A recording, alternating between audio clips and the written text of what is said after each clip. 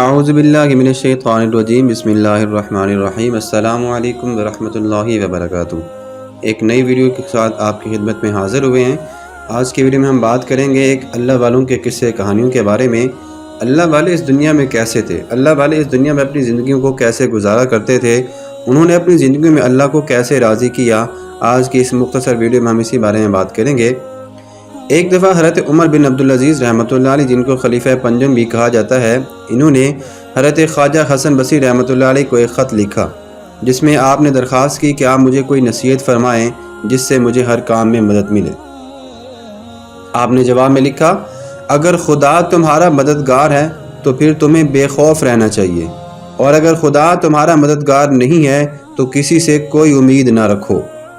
اسی طرح ایک مرتبہ حضرت سفیان ثوری رحمۃ اللہ علیہ رابع بصری کی خدمت میں زیارت کے لیے آئے۔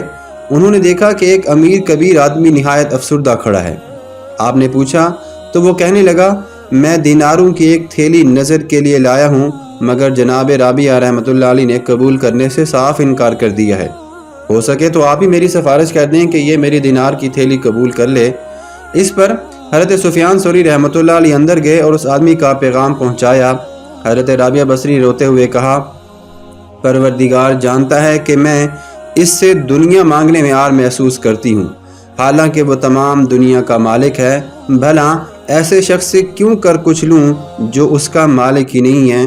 تو بچوں، محترم سامعین، یہ تھی آج کے لیے آپ کی ایک مختصر سی نصیحت اور ویڈیو کہ اللہ والوں نے اپنی محبت کو، اللہ کی رضا کو سب سے پہلے اور مقدم رکھا۔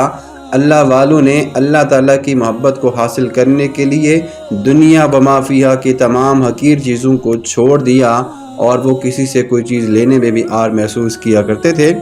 تو آج کی ویڈیو یہیں پہ تک ہے۔ نیکسٹ ویڈیو تک آپ کی خدمت میں ہم حاضر ہوتے ہیں۔ اپنا بہت سارا خیال رکھیے گا۔ اللہ سب کا نگہبان و حامی ناصر ہو۔